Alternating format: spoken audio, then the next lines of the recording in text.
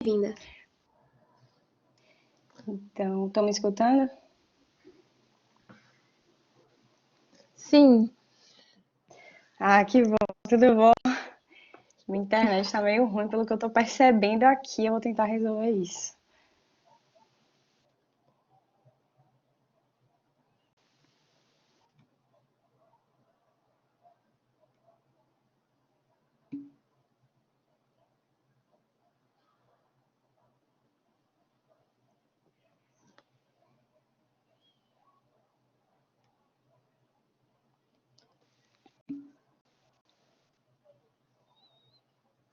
Agora foi?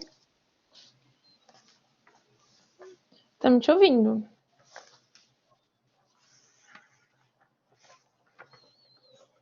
Mas a imagem tá meio ruim, eu tô fazendo um armengue aqui, mas vai dar tudo certo. Então, vamos começar, né?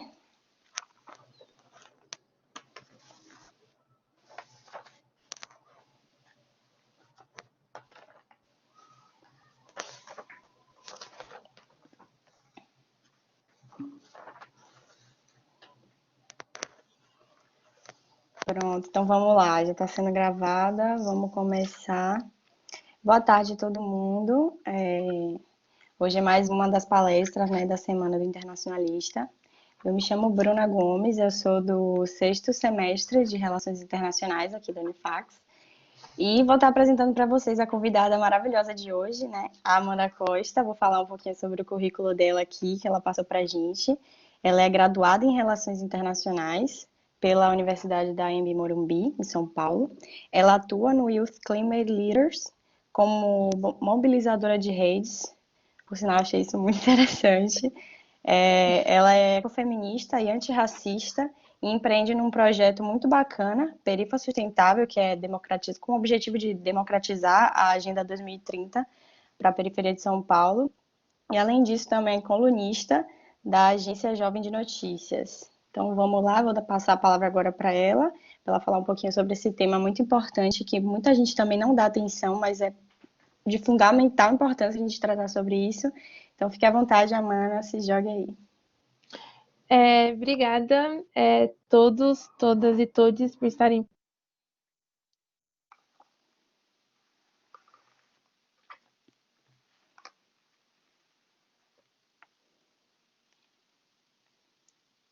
Conexão, acho que não é só a minha que tá ruim aqui, né?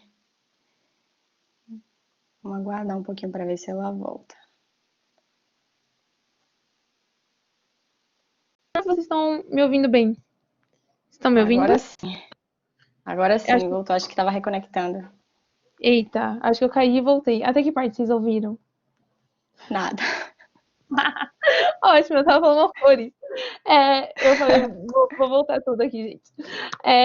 Boa tarde a todos, todas e todes. É uma honra estar aqui, é uma honra compartilhar conhecimento com vocês, servir vocês de uma forma. Eu pensei em mais uma troca do que numa palestra, então eu vou fazer várias perguntas e a gente vai conversando aqui pelo chat. Eu pensei nesse papo em 3 momentos. Primeiro eu vou falar um pouco sobre mim, sobre as minhas experiências, trazer um pouco desse conhecimento empírico que eu vivenciei na prática para vocês. Depois a gente vai fazer uma viagem pelas agendas globais, entender quais foram os mecanismos burocráticos que os estados utilizaram para fomentar esses acordos multilaterais relacionados ao meio ambiente. E, por último, eu vou oferecer oportunidades práticas para vocês se engajarem, porque eu tô cansada de ouvir, sei lá, as pessoas falando: ai, meu Deus, você faz relações internacionais, que chique. Viaja bastante, né? Mas tá, o que a gente faz? O que o internacionalista faz de fato? E muitas vezes, quando a gente está na graduação, a gente fica tipo, eu não sei o que eu vou fazer da minha vida. Então, eu quero ofertar para vocês oportunidades de engajamento, tanto nacional quanto internacional, e te dar um cardápio para que vocês possam, de fato, escolher o que faz sentido, se engajar naquilo que está queimando no coração de vocês e construir essa caminhada. Beleza, gente? Vamos mandando um ok aqui só para ver se vocês estão me ouvindo, me vendo bem. A Bru já falou que tá ok, então bora lá. Quem que é a Amanda? Quem que é essa menina que tá conversando com vocês? Eu tenho 23 anos, como a Bru falou, eu sou formada em Relações Internacionais, sou internacionalista. Olha que chique! Vocês vão falar isso também daqui a alguns anos, gente. E durante a minha graduação, eu encontrei uma organização que chama Engaja Mundo. Vocês já ouviram falar do Engaja Mundo? Se sim, coloca aqui no comentário, se não, coloca aqui não, para eu saber se eu me aprofundo ou se eu passo de uma forma mais superficial. Vou falar da minha trajetória rapidinho. Eu entrei na faculdade em 2016, um ano anterior eu tinha feito intercâmbio. Eu fui para os Estados Unidos trabalhar como monitora de acampamento, camp counselor, na Califórnia. E lá eu fiquei tipo, uau, meu Deus, que chique! Porque eu trabalhei com pessoas de diferentes países. Trabalhei com gente dos Estados Unidos, da China, da França, da Espanha. E eu vi que era aquilo realmente que eu queria, tipo, aquela coisa bem clichê de internacionalista, tipo, ai, eu quero conhecer culturas, comidas e países. E aí eu voltei pro Brasil e falei, é isso que eu quero estudar. Entrei na faculdade, comecei a cursar Relações Internacionais e eu vi que falar inglês era uma coisa muito natural na minha turma. Eu sou uma mulher preta e eu moro na periferia, e nesse contexto de vulnerabilidade social, você fazer um intercâmbio numa condição quando você está na periferia é uma coisa tipo, uou, meu Deus, ela fez intercâmbio, como ela é chique. Só que no ambiente de classe média e classe média alta, isso é o básico. Enquanto eu me achava super maravilhosa porque eu tive a oportunidade de fazer intercâmbio, os meus amigos viajavam todos os anos para o exterior. Eu tenho uma amiga que ela nasceu nos Estados Unidos, então ela tem dupla cidadania. Tem outra que é casada com um alemão, então, enfim, tem dupla cidadania também. Tenho dois amigos que são, um é da Arábia Saudita, outro é do Líbano, outra mora na França. Então, ter esse segundo idioma era muito natural para os meus companheiros de classe. E eu lembro, gente, eu vou contar para vocês. No primeiro dia de aula, uma amiga minha, essa aqui, nasceu nos Estados Unidos, ela tava com aquela pulseira da Pandora, que tem vários negocinhos, que é tipo desse tamanho e uma fortuna de cara. E quando eu tava viajando, eu comprei um pra minha irmã e paguei, tipo, $60, sabe? Chorando, falando, meu, não acredito. E aí, quando eu cheguei nesse primeiro dia de aula, essa menina tava com essa pulseira, com vários pingentes. Eu falei, que bonita essa pulseira, posso dar uma olhada? Ela falou, claro, pode ver. É um de cada país que eu já visitei. Tá bom. E aí eu entendi o que era vulnerabilidade social e a situação que eu me encontrava. E naquele momento eu percebi que falar inglês não é suficiente para um internacionalista, que eu precisava ter algo a mais. E aí eu decidi estudar espanhol, comecei a trabalhar como jovem aprendiz numa multinacional. E depois de 1 ano e 4 meses, eu fui para a Espanha para trabalhar como professora de inglês no YMCA Camp Zaragoza, que é uma instituição global. Vocês já ouviram falar do YMCA? Em português é Associação Cristã dos Moços, em inglês é Young Men's Christian Association. Me manda aqui nos comentários para ver se vocês conhecem ou se não conhecem. A YMCA tem, tipo, no mundo todo, é uma instituição filantrópica. Aqui no Brasil, ela é muito forte em projetos sociais e em clubes de academia. Nos Estados Unidos, ela é mais forte em acampamentos. E na Espanha, é mais forte em atividades voluntárias para crianças. E aí, eu fui para a Espanha, fiquei encantada, apaixonada, porque eu trabalhei num acampamento de aventura. Então, todas as coisas perigosas e legais que vocês podem imaginar, eu fiz, tipo, desde rapel no meio da cachoeira, até passar 8 horas caminhando, fazendo hiking, enfim.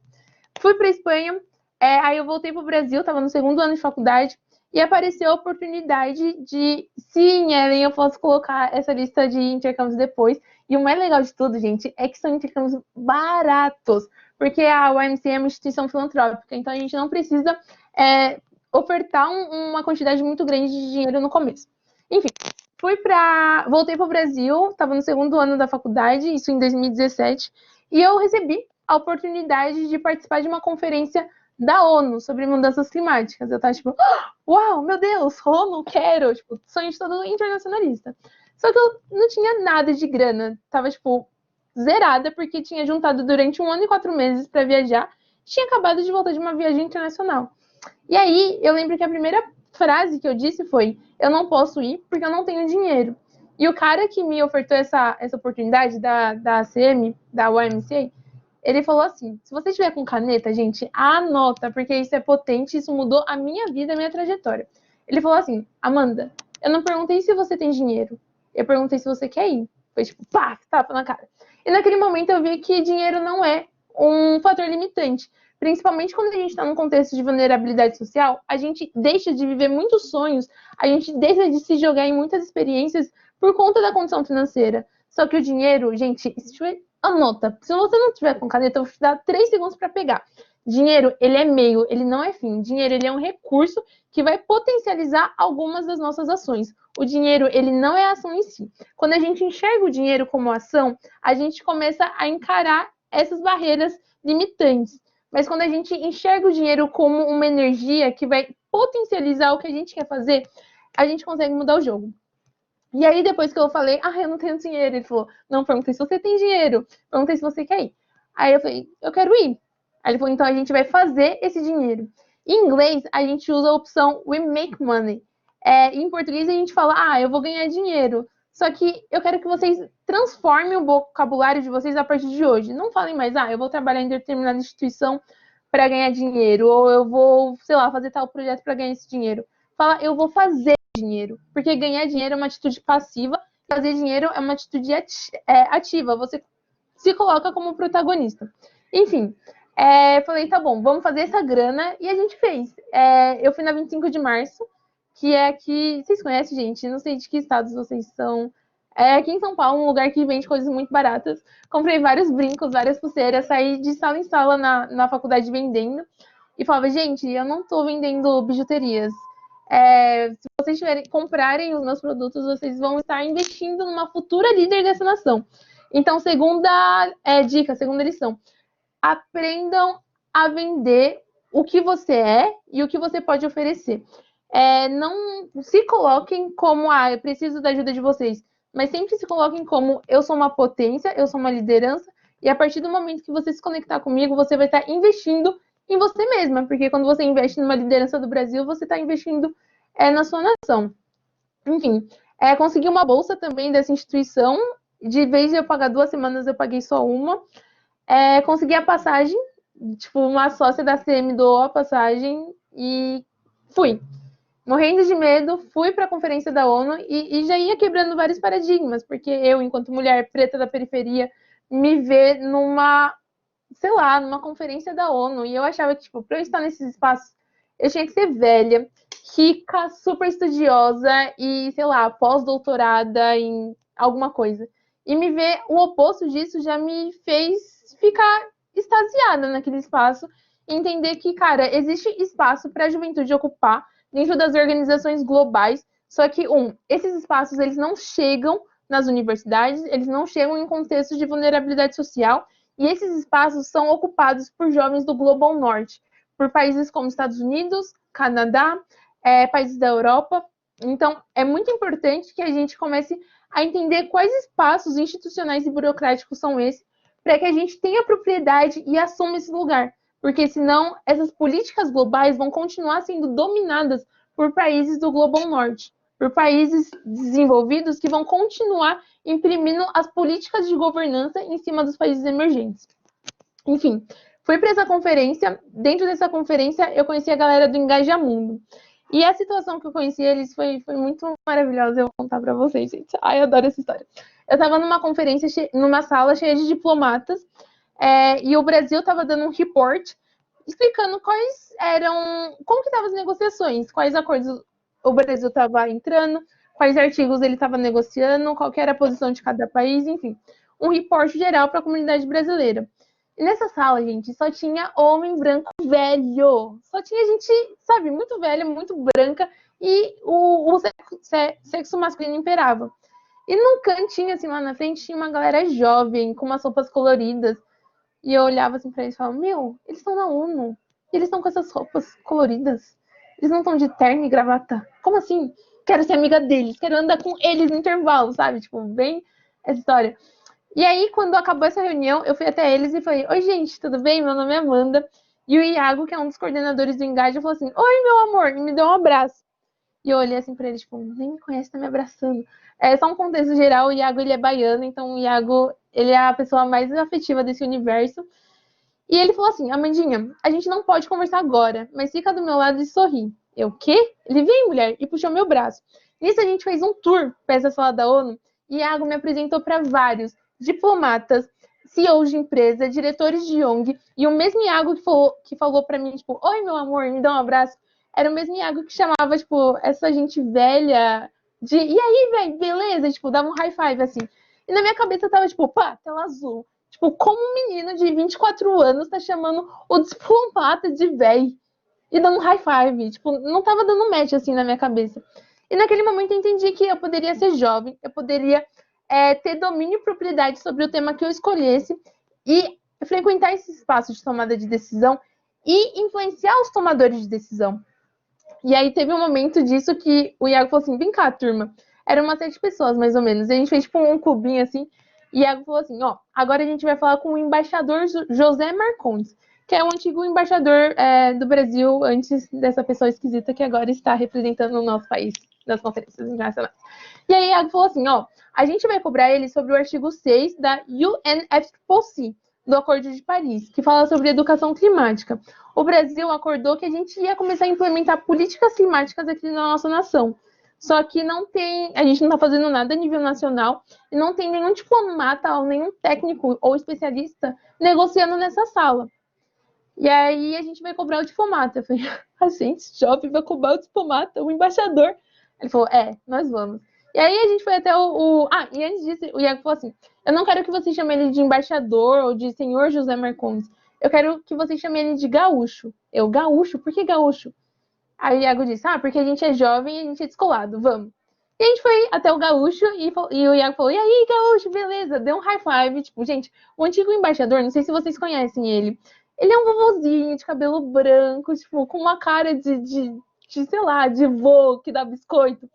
Mas ele era a pessoa mais importante do Brasil, fora do Brasil, naquela conferência. Então eu ver um jovem de 25 anos chamando um embaixador de velho e falar, beleza, e dando um high five, pra mim explodiu a minha cabeça. Eu vi que eu poderia ser jovem, poderia ocupar espaços de tomada de decisão, poderia falar com esses tomadores de decisão e colocar os meus pontos enquanto juventude naquele espaço. Enfim, a gente conversou com o Gaúcho e naquele momento eu vi que era aquilo que eu queria para minha vida. Voltei para o Brasil, isso no final de 2017. Em 2018 eu entrei no Engajamundo. No meio de 2018 eu comecei a ser coordenadora do grupo de trabalho sobre os Objetivos de Desenvolvimento Sustentável do Engaja. Em dezembro, eu estou resumindo para a gente passar para o conteúdo. Em dezembro eu fui para a COP24, que é a Conferência de Clima da ONU, que aconteceu na Polônia. Voltei para o Brasil. Em janeiro, início eu também estava trabalhando como estagiária de projetos estratégicos numa multinacional japonesa. Voltei para o Brasil em 2019. A minha cabeça deu tilt novamente, entrei em crise, porque no Engajamundo eu fazia coisas muito legais, ia para conferências internacionais, levar a voz da juventude brasileira para espaço de tomada de decisão, e na empresa eu era tipo uma estagiária. Assim. Nada contra estagiários, mas eu não conseguia mais me enxergar naquele lugar. E aí eu fiz a coisa mais doida que um estudante no último ano de graduação pode fazer, que é pedir demissão. Um mês após eles renovarem o meu contrato, eu pedi demissão para me jogar no trabalho voluntário e estudar. Eu sempre gostei muito de estudar. Tive o consentimento dos meus pais, pedi demissão e me joguei no Engajamundo. Por conta disso, de ter mais tempo para estudar, eu comecei a me engajar em outras causas. E eu fui selecionada para entrar na rede Global Shapers. Vocês já ouviram falar do Global Shapers? Manda aqui nos comentários sim, não. A Bru já ouviu falar dos Global Shapers. Enfim, conta o que você sabe do Global Shapers, Bru. Na verdade, eu conheço porque minha mãe trabalha muito com essa galera aí que você estava falando, ela entende bastante, porque ela trabalha com organizações na causa sustentável e tal, trabalha com projetos de água, fundações, e ela me fala muito sobre essas organizações. Eu não sei explicar muito bem não, mas ela já me falou sobre os Global Shapers, já comentou assim por alto, sabe? Boa, Eu acho massa. perfeito. Gente, depois, se vocês têm interesse nessa causa, procurem, porque é uma rede bem potente. O Global Shapers são jovens do Fórum Econômico Mundial que têm o potencial para causar um impacto positivo nas suas comunidades. E cada estado tem um hub. Eu sou do hub aqui de São Paulo. E aí, eu fiz o processo seletivo para ser na rede do Global Shapers. Minha cabeça explodiu pela segunda vez, porque eu saí dessa linha e entrei nessa linha. Comecei a me conectar com gente muito importante, com gente muito incrível na sua área de atuação, porque até esse momento, para mim, tudo que eu vivia no Engajamundo, de participar dessas conferências globais, acompanhar esses acordos socioambientais, era como se fosse um sonho de princesa que depois da graduação eu ia acordar e ia entrar no mundo real. E quando eu entrei no Global Shapers, eu vi que não, que eu poderia ter esse ativismo como a minha missão de vida e como meu trabalho. Por conta do Global Shapers, eu fiquei sabendo de um edital que chama United People Global, e me joguei nesse edital, passei e fui para os Estados Unidos totalmente financiada para desenvolver um projeto. O United People Global, ele seleciona jovens de países periféricos que têm ideias para transformar suas comunidades. E a minha principal dor, enquanto ativista, era que eu conseguia negociar a nível global sobre a crise climática, só que eu não conseguia traduzir esse discurso para as comunidades periféricas. Eu não conseguia falar para minha vizinha o que era crise climática, o que é aquecimento global, qual que é o papel, qual que é o prejuízo da carne para o meio ambiente, enfim, essas pessoas não me entendiam. Eu falava, cara, por que eu não consigo conectar esses dois mundos? O que eu posso fazer para traduzir esse discurso? E aí, eu coloquei a ideia do Perifa Sustentável, que é o meu projeto, depois vocês vão lá, gente, @Perifa Sustentável, que é para democratizar esse discurso sobre sustentabilidade e crise climática para as comunidades periféricas. Porque quando a gente pensa nas consequências desses impactos socioambientais, o povo preto, pobre, indígena, quilombola, ribeirinho, as comunidades LGBTQI+, são as principais impactadas. Só que muitas vezes essas populações não estão inseridas nesse debate, não têm conhecimento sobre essa causa. Então, como que a gente conecta esses dois mundos? Tem uma frase da ONU que é pensar global, agir local. Como que isso pode ser feito na prática? E aí surgiu o Perifa Sustentável dentro do United People Global. Fiquei uma semana nos Estados Unidos, numa ilha totalmente sustentável, tipo, desde a energia, que era energia solar, até o chuveiro, que era de água de captação da chuva, até a comida, que o gás que cozinhava era o gás que vinha da compostagem, enfim. Gente, um sonho para quem pira na sustentabilidade. E aí voltei para o Brasil, implementei o Perifa Sustentável, terminei o meu TCC e eu escrevi sobre como que a sociedade civil está promovendo e implementando a Agenda 2030. E aí a gente chega em 2020, vários planos, várias coisas, e a pandemia chega. Depois de um tempo, eu estava planejando viajar, estava planejando fazer intercâmbio. Mas aí eu entendi que não ia ser possível durante um tempo e comecei a trabalhar no Youth Climate Leaders, que é uma organização internacional que trabalha com educação climática. Então, o nosso objetivo é capacitar, empoderar e conectar 1 milhão de jovens profissionais do clima até 2030.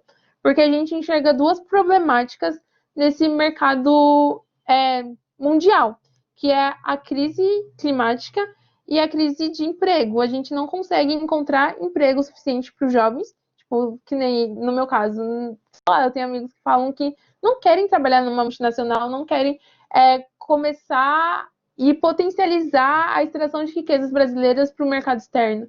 Mas então essa galera vai fazer o quê? Então, nosso principal intuito é promover empregos verdes, conectar com uma galera que está fazendo, ao mesmo tempo que a gente capacita esses jovens. Mas, bom, essa foi uma rápida introdução de quem é a Amanda, o que a Amanda fez e o que eu estou fazendo até este momento. Eu separei essa palestra, em 3 momentos, que era uma apresentação pessoal para transbordar um pouco desse conhecimento empírico. Agora eu quero passar um pouco de conteúdo para vocês, falar a partir desse conhecimento teórico, olhando para as agendas globais, que falam sobre meio ambiente e a parte social. E, por fim, eu vou finalizar com oportunidades práticas que vocês podem se engajar. Falando sobre essa parte internacional, sobre como que o mundo foi construindo. Quando a gente olha para o sistema internacional, provavelmente vocês já estudaram isso ou estão estudando isso, a gente se depara com o multilateralismo, que é esses acordos globais que ajudam na burocracia internacional para que a gente consiga viver em paz. Então, a ONU ela foi criada a partir de um acordo multilateral, onde todos os países têm a mesma força, apesar de a gente ter os 5 mais poderosos, os países eles têm o mesmo poder de voto, tirando os 5, e podem falar a partir do lugar de fala deles. Nenhum país pode interferir no outro. Esse sistema anárquico que a gente vive significa que mesmo o Brasil estando com uma liderança não tão boa, outros países não podem interferir na nossa nação, porque a gente o Estado, ele é independente, o Estado, ele é soberano, então o Estado, ele tem poder para reger a sua nação da forma como ele acha melhor. E a partir disso, a gente precisa ter princípios que norteiem esse comportamento entre os Estados, esse comportamento entre os atores internacionais. E as ONGs e as OIGs, as organizações internacionais globais, elas são as principais responsáveis por fazer esses acordos internacionais para viabilizar a governança global. E aí, os acordos internacionais que eu estudo com mais intensidade são dois, que é o Acordo de Paris e a Agenda 2030. Basicamente, esses acordos trazem leis, normas, princípios, processos de tomada de decisão que sustentam o modelo multilateral, ou seja, a coordenação da relação entre Estados de acordo com um conjunto de princípios internacionais. Para que a gente possa ter esses acordos internacionais, a gente precisa olhar para 3 fatores principais. Primeiro, cooperação entre os stakeholders nacionais. Stakeholders é só um nome chique para partes interessadas. Então, a nível nacional, quem são as partes interessadas a fazer esses acordos globais? Segundo ponto, cooperação entre os estados signatários. Gente, vocês estão me ouvindo? Aqui parece que travou. Estamos sim, Amanda. Tá bom. Enfim, o segundo, cooperação entre os estados signatários. A gente precisa entender quais são os estados interessados em promover esse acordo global. Porque se a gente não tiver um consenso internacional, o acordo ele continua no papel, ele não consegue ser implementado, ele não consegue ser promovido. Terceiro, uma união interseccional e intergeracional entre todas as partes interessadas. Interseccional e intergeracional. A primeira palavra, interseccional, quer dizer de diferentes áreas. Então, eu preciso que a área de meio ambiente coopere com a área de saúde, que coopere com a área de educação, enfim. Eu preciso ter uma unidade nacional para que esse acordo internacional seja implementado. Se eu não consigo criar um consenso entre a minha nação, é muito difícil que esse acordo saia do papel. E o segundo, intergeracional. Intergeracional fala de gerações. Então, como que a liderança atual consegue transbordar esse conhecimento para chegar nas camadas mais jovens da população? Porque a gente precisa trabalhar nessa concepção de que as pessoas vão morrer. Então, como que eu educo a população mais jovem para que ela se aproprie desse lugar, para que ela se aproprie desse discurso, desse debate e continue esse legado? E o ponto principal que eu defendi no meu TCC e que eu sempre trago nos meus discursos é que a crise climática e a potencialização do aquecimento global, elas impedem que esses acordos sejam cumpridos. Então, eu posso criar o acordo mais maravilhoso, o acordo mais potente, só que se eu não olhar para a crise climática e entender como que eu posso capacitar a minha população para enfrentar esse desafio global, nada disso vai ser aproveitado. Mas quando a gente olha para esses acordos globais, a gente tem alguns pontos que são bem potentes. Primeiro, assistência técnica, cooperação científica, tecnológica e militar. Então, é necessário que os países desenvolvidos forneçam essa assistência técnica, essa cooperação científica para os países em desenvolvimento, a fim de acelerar a implementação dessas agendas. E o segundo, o multilateralismo garante a participação dos atores fracos dentro desse sistema internacional. Isso acaba criando uma democracia nesse sistema anárquico, ou seja, aquilo que eu falei anteriormente. Um país em desenvolvimento, um país periférico, ele tem o mesmo poder de voto do que um país desenvolvido. Isso acaba criando um sentimento de democracia nesse sistema internacional. Então, não fica a terra de ninguém, não fica uma terra sem lei, mas tem uma governança global fundamentada principalmente entre ONGs e organizações internacionais. E, por último, a procura de soluções para a convivência internacional. Então, quando esses acordos foram criados, ainda 2030 foi criada, quando o Acordo de Paris foi criado, o principal objetivo deles era procurar soluções para a convivência internacional. Mas talvez, eu não sei o que áreas vocês estudam, tipo, gente, segredinho. Quando eu estava na faculdade, só eu pirava na agenda de meio ambiente. Meus amigos queriam saber, tipo, sei lá, guerra, sei lá, revista. Ninguém pirava na agenda de meio ambiente. Então, não sei qual é a base teórica que vocês têm e acho importante eu trazer um resumo do que é essas agendas globais, principalmente a agenda de desenvolvimento, que é a que eu estudo com mais carinho neste momento da minha vida. E para isso, eu gosto de trazer de uma forma bem lúdica para que a palestra não fique pesada e chata. Ai, meu Deus, ela não para de falar. Então, eu quero convidar vocês a fechar os seus olhos e viajar comigo. Vamos lá, quero que todos fechem os olhos, respirem profundamente. E vocês vão imaginar que a gente está em 1990. E tem um sentimento muito gostoso na comunidade internacional. A gente está com esse pensamento de, cara, vamos mudar de século, vamos promover desenvolvimento, todos os países vão arrasar na vida e lacrar no rolê.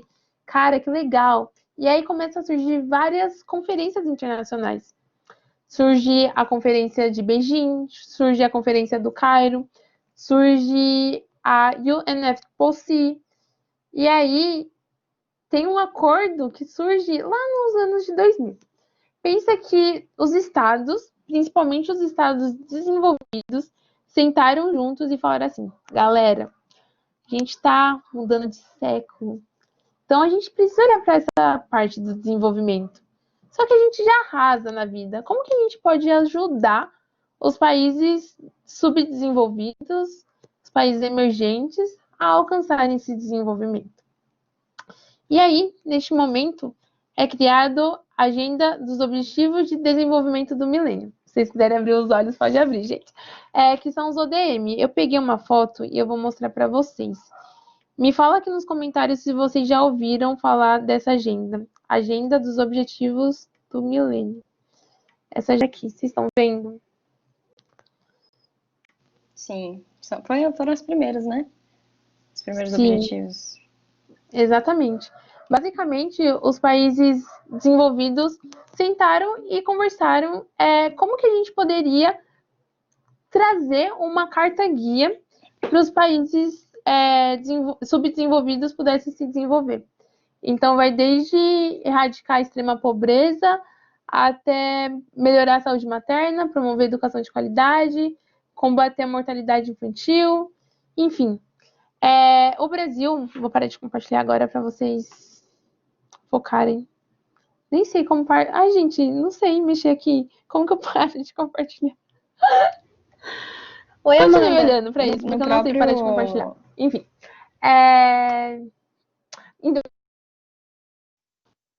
No próprio opção de compartilhar conteúdo, se eu não me engano, tem lá parar de compartilhar. Tenta aí. Aí, agora parou. Porque na verdade que caiu, né, gente?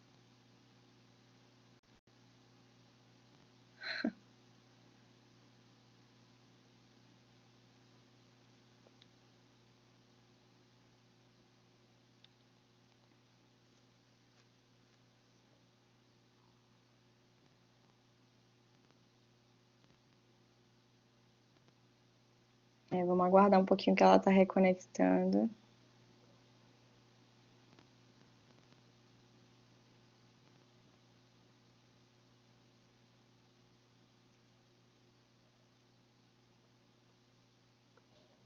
Gente, vocês estão me ouvindo? Escutamos. Eu caí, não sei o que aconteceu, querem me derrubar. Vamos lá. Voltando para a agenda dos ODM. O Brasil ele foi uma referência internacional na agenda dos Objetivos de Milênio, porque a gente conseguiu fazer uma estratégia de municipalização dos ODM. Então, cada município tinha metas claras, prazos ousados para conseguir territorializar essa agenda. Só que, apesar do Brasil ter esse protagonismo internacional, eu gostaria de trazer um olhar crítico para vocês, porque muitas vezes a gente vê nos livros ou lê nos artigos isso e esquece desse pensamento crítico. Eu gostaria que vocês analisassem essa agenda como uma agenda impositiva e uma agenda preconceituosa, porque foi a concepção dos países desenvolvidos em relação ao que era desenvolvimento. Não teve uma conversa ampla e uma conversa colaborativa, mas foi muito aquela visão do norte global impondo políticas de governança para o sul global. Então, é muito importante que a gente entenda as agendas, que a gente se aproprie desse discurso e a gente consiga falar a partir do nosso lugar de fala, porque senão essa política imperativa ela vai continuar acontecendo. Enfim, em 2012, os países se reúnem, essa agenda ela tinha duração de 15 anos, ia acabar em 2015, e aí os países se reúnem e falam, uau, gente, arrasamos nesse rolê, mas a gente precisa ser mais ousado. Naquele momento, tinha um sentimento muito positivo na comunidade internacional. A gente estava com governos muito progressistas e que puxavam essas pautas, diferente do que a gente vivencia hoje. Mas naquele momento, os estados falaram, tá, como que a gente pode ser mais ousado? Como que a gente pode construir, de fato, esse mundo sustentável? E aí, ao invés de ser apenas uma conversa, tipo um clubinho dos países desenvolvidos, foi uma conversa entre todos os estados, mais sociedade civil, mais setor econômico. Então, isso traz um fator importante da agenda de sustentabilidade que nasce, que não é apenas abraçar a árvore, mas olhar para a sustentabilidade é você ser ambientalmente responsável, diminuir as desigualdades e fomentar uma economia inclusiva.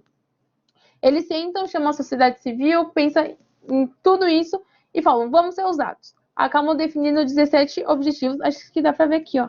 Tá aqui na minha parede, gente. Eles chegam nessa agenda dos 17 objetivos de desenvolvimento sustentável. Eu acho que, como eu caí, eu não vou conseguir projetar os arquivos que eles saíram. Ah, não, estão aqui. Eles chegam nessa agenda, que tem 17 objetivos para a gente alcançar essa sustentabilidade. E aí vai desde erradicação da pobreza, até educação de qualidade, combate às alterações climáticas, parcerias em prol das metas. Enfim, 17 grandes objetivos, 169 metas e 231 indicadores para que cada país consiga ter esse desenvolvimento sustentável. E apesar de vocês estarem vendo essa agenda com vários quadradinhos coloridos, eu gostaria que vocês pensassem nela como um quebra-cabeça. Pensa que o objetivo 9 ele está conectado com 3, com 8, com 10, com 15, porque eu não consigo atingir um objetivo se eu não atingir o outro. Essa agenda ela é famosa por ter 3 Is. Ela é interdependente, interligada e integrada. Então, eu não consigo atingir o objetivo 12 se eu não olhar para o 10, para o 10 se eu não olhar para o 5, para o 5 se eu não olhar para o 9. E, além disso, tem os 5 P's também, vou compartilhar agora, que é pessoas, planeta, parcerias, paz e prosperidade. Então, quando eu invisto nas pessoas, quando eu invisto em diminuir as desigualdades, automaticamente eu estou investindo na prosperidade. Quando eu tenho uma comunidade próspera, automaticamente eu estou fomentando uma cultura de paz. Mas para fomentar essa cultura de paz, eu preciso olhar para as parcerias. Eu não posso apenas fazer a minha lição de casa individual, mas eu preciso olhar para um todo. E por fim, quando eu olho para esses 4 P's, automaticamente eu estou olhando para a sustentabilidade do planeta, eu estou olhando para essa vida a longo prazo. Enfim. E aí, como é que a gente está hoje com a Agenda 2030? Gente, como que eu paro de compartilhar? Ai, descobri. Como que a gente está hoje com a Agenda 2030? Até 2018, que era quando a gente tinha um governo diferente do atual, a gente estava com uma agenda progressista, a gente estava com uma agenda ousada e a gente estava com metas ambiciosas. Só que com a mudança de governo, entra um conservadorismo fundamentado no extremismo religioso de extrema direita, que olha para essas pautas ambientais como uma imposição dos países desenvolvidos para impedir que os países subdesenvolvidos se desenvolvam. Então a Agenda 2030 ela é deixada de lado, ela é olhada com desconfiança e a gente abandona esses acordos, não abandona, mas deixa de colocar energia nesses acordos socioambientais. Se vocês piram nesse tema como eu, depois procurem GT Agenda 2030 Relatório Luz, que é um relatório de uma organização que reúne diversas organizações do Brasil para entender como está a implementação a cada ano da Agenda 2030. Todos os anos a gente tem uma conferência da ONU que chama High Level Political Forum, Fórum Político de Alto Nível. A gente planejava no Engaja Mundo levar uma delegação de jovens para essa conferência da ONU, que acontece todos os anos, para falar como está a implementação dos ODS a nível nacional. Mas nossos planos foram frustrados pela pandemia, e tá tudo bem, porque, enfim, estamos vivendo uma pandemia. Mas nessa conferência, basicamente, os países levam um reporte para a comunidade global, comunidade internacional, para dizer como que está a implementação dos ODS. Só que muitas vezes esse discurso é politizado e esse discurso não é verdadeiro, como o discurso do Bolsonaro na abertura da Assembleia Geral. E aí é muito importante que a sociedade civil ocupe esses espaços e traga uma visão real do que está acontecendo, a partir de dados, a partir de dados científicos, de arquivos que comprovem a realidade de fato. Enfim, esse é um resumão da Agenda 2030, de como ela está hoje. Então, a gente passa pela agenda do desenvolvimento do milênio, a gente vê que é necessário ser mais ousado, a agenda dos Objetivos de Desenvolvimento Sustentável é criada, temos 17 objetivos, 169 metas, 231 indicadores, mas também é necessário ver as problemáticas dessa agenda e o descaso do governo brasileiro em implementar esses objetivos. Mas quando a gente estuda relações internacionais, a gente entende que não existe vácuo de poder. Então, eu não consigo ver uma ausência de poder. Por conta dessa ausência do governo em implementar a agenda, houve uma ampliação da participação da sociedade civil nesses espaços, o que ajudou para que o Brasil não afundasse completamente.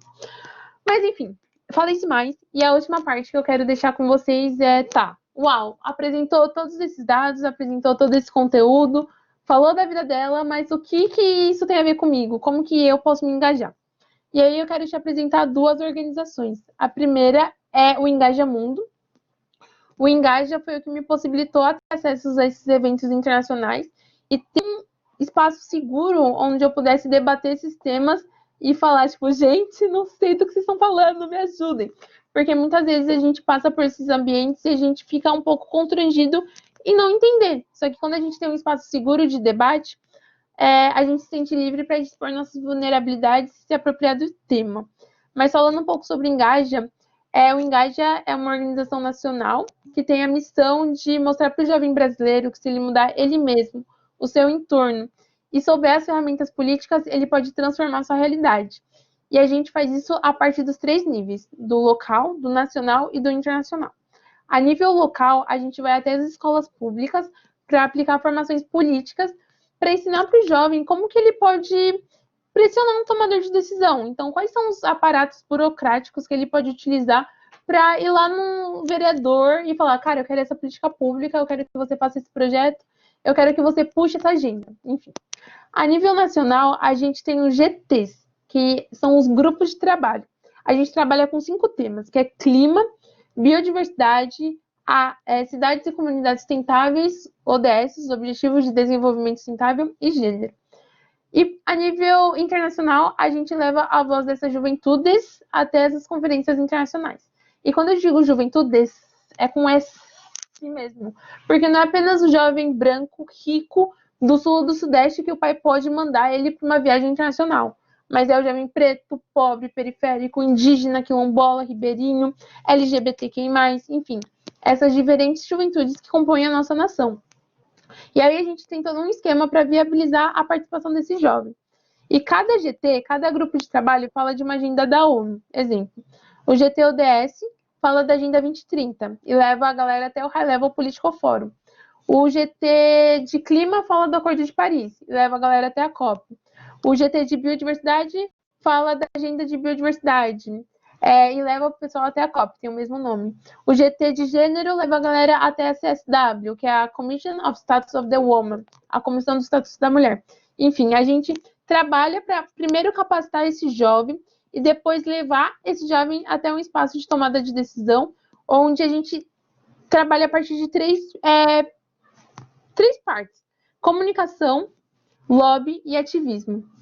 Comunicação é como a gente fala para a galera do Brasil, para a galera que não estão nessas conferências, o que está rolando e como que a gente democratiza esse conteúdo. Ativismo é chamar atenção para uma causa. Então, como que a gente faz, sei lá, uma ação babadeira para chamar atenção? Um exemplo foi que em 2015, no Acordo de Paris, a Raquel, uma das nossas fundadoras, ela deu o troféu Cara de Pau para a ministra do Meio Ambiente, Isabela Teixeira. Porque no discurso dela, a Isabela falou que uma das NDCs brasileiras, uma das metas do Brasil no Acordo de Paris, era zerar o desmatamento. Só que, gente, isso é o mínimo, isso não deveria ser meta. Então a gente entregou esse café ao cara de pau, porque ela foi muito cara de pau.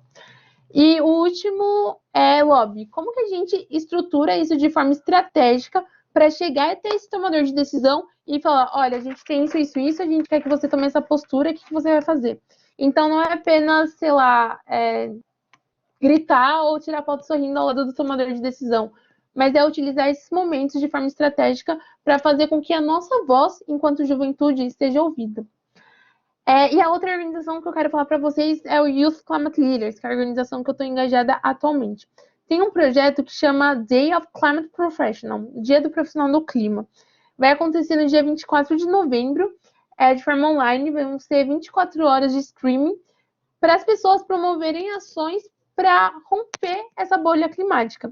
Chega de, sei lá, apenas especialistas, homens, brancos, héteros, cisgêneros, falar sobre o que é crise climática.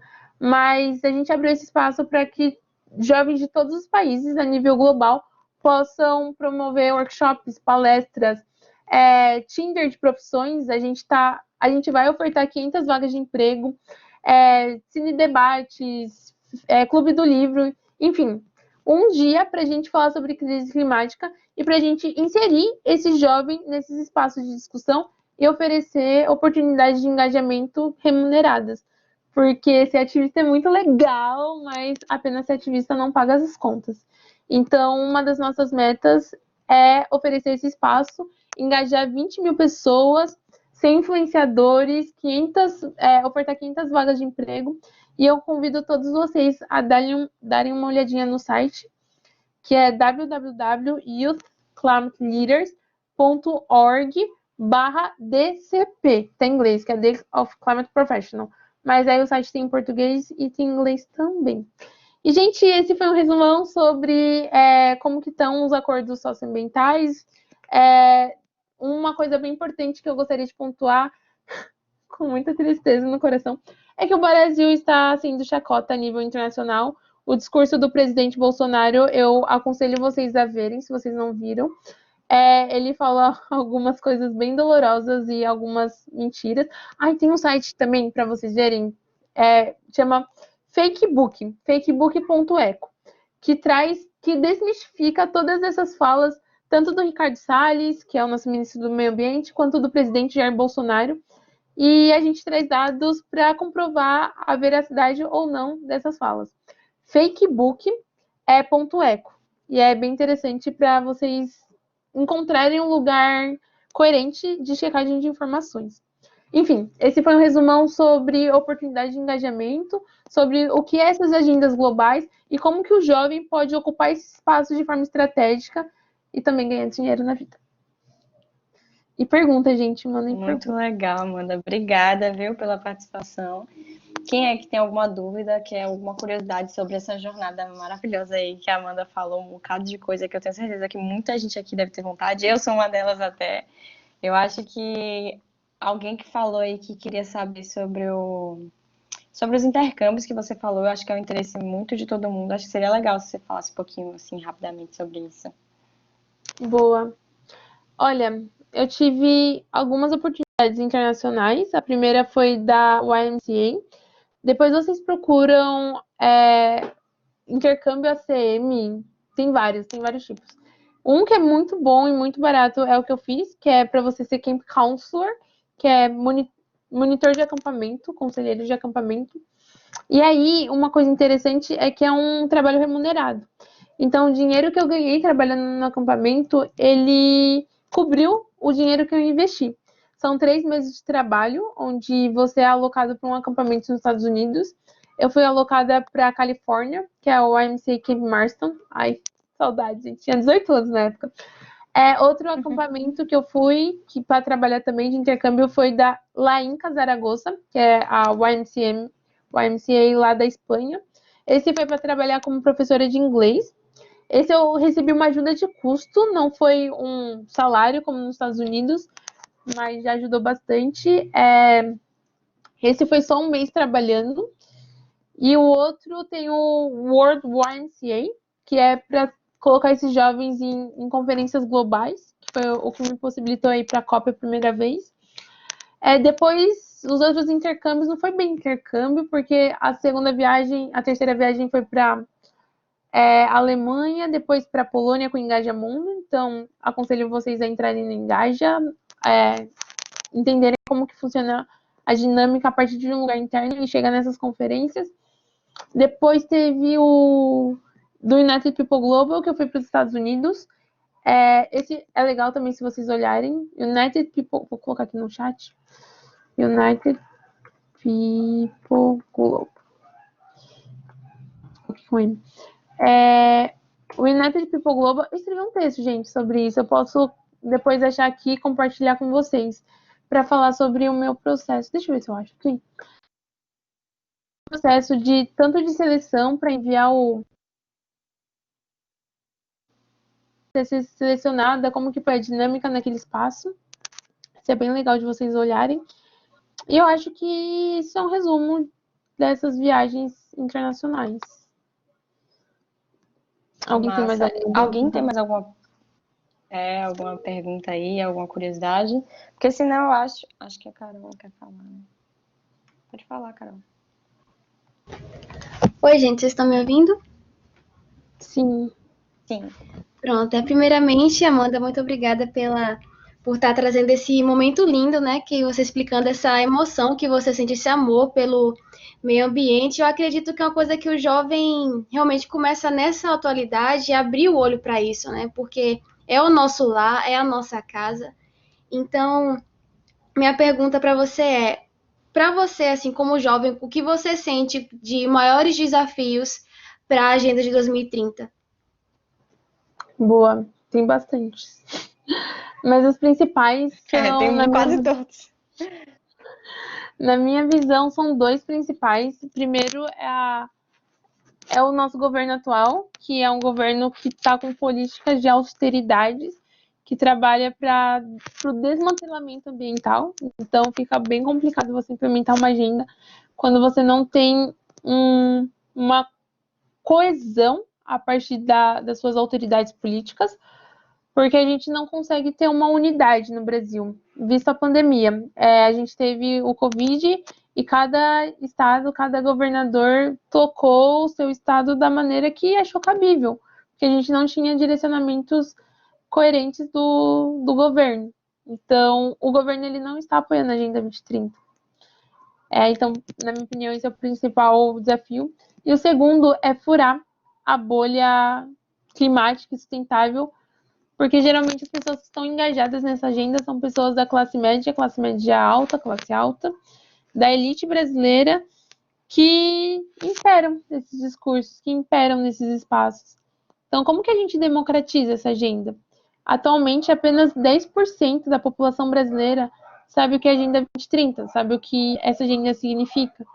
Então, se a gente olhar, tipo, cara, apenas 10% da população brasileira sabe o que é essa agenda.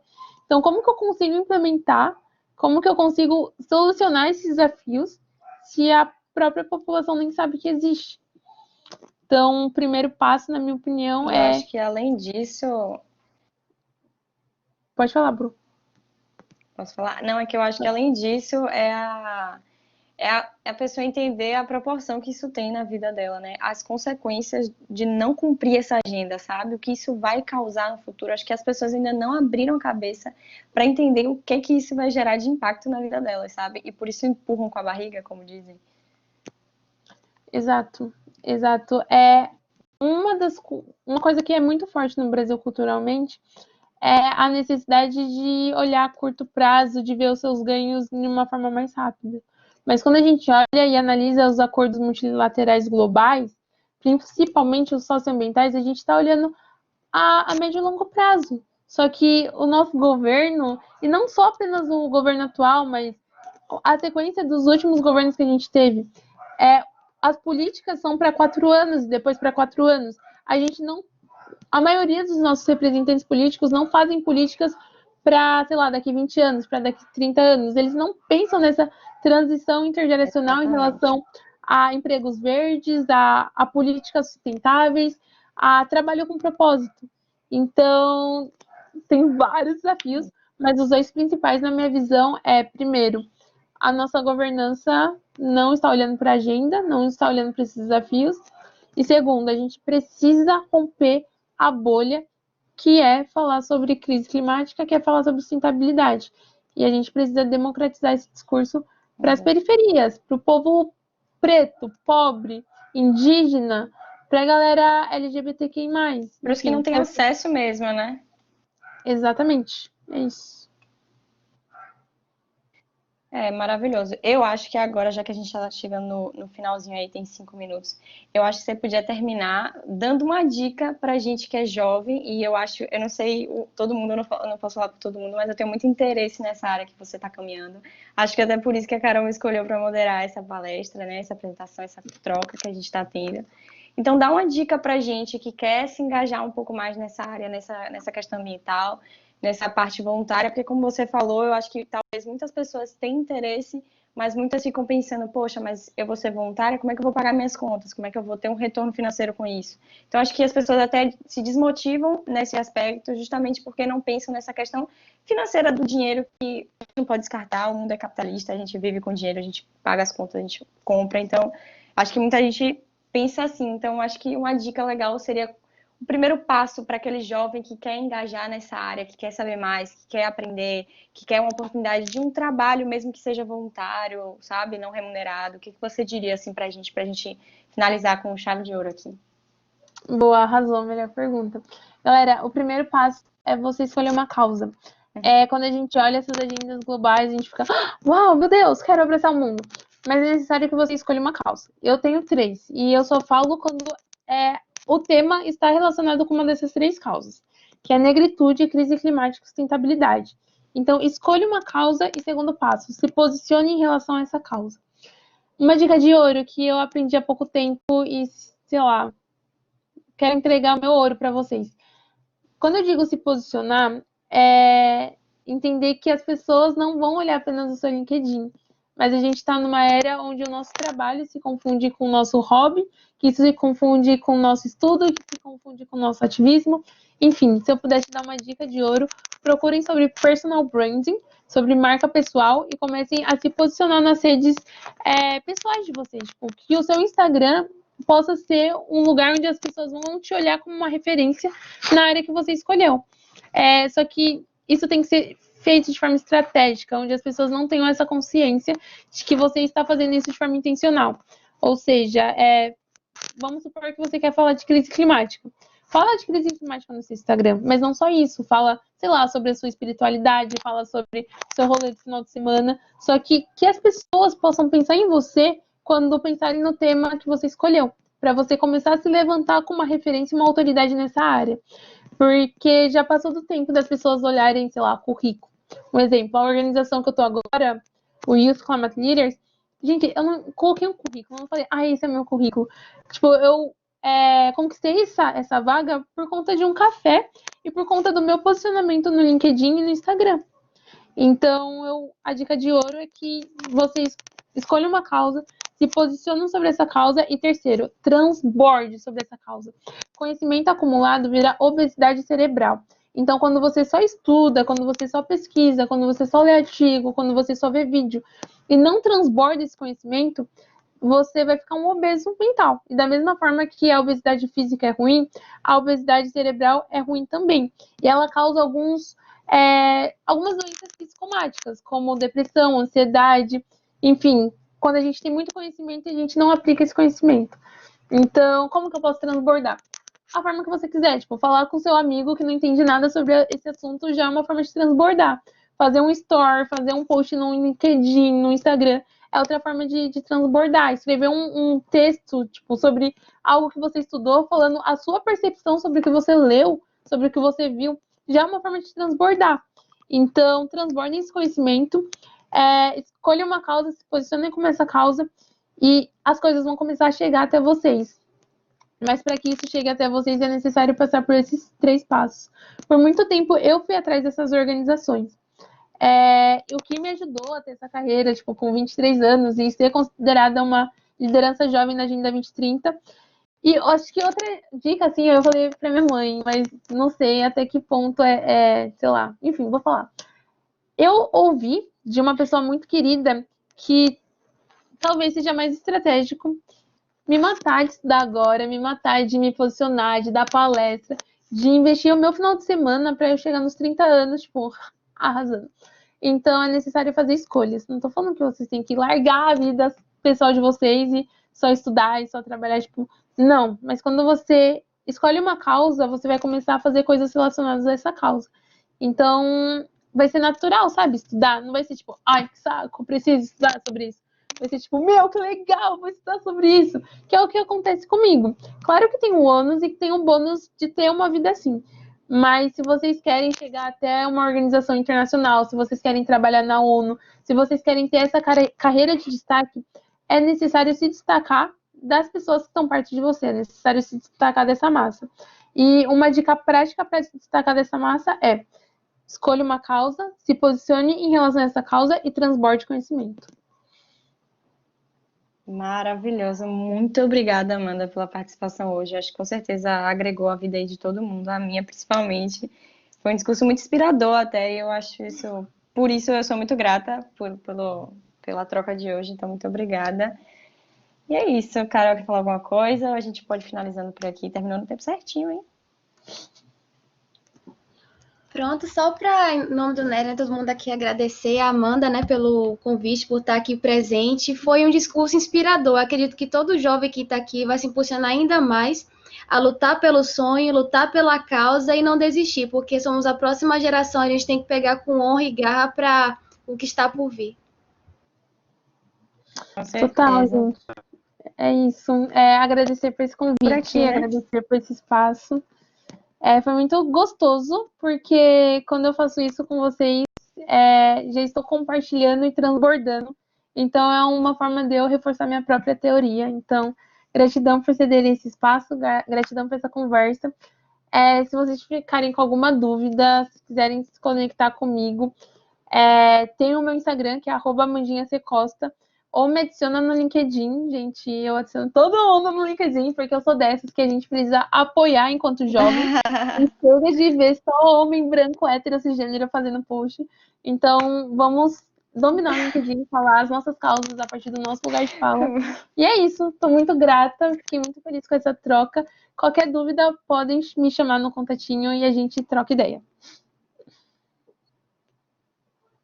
Tá bom, obrigada, gente. Tchau. A gente fica por aqui. Valeu. Beijo, gente.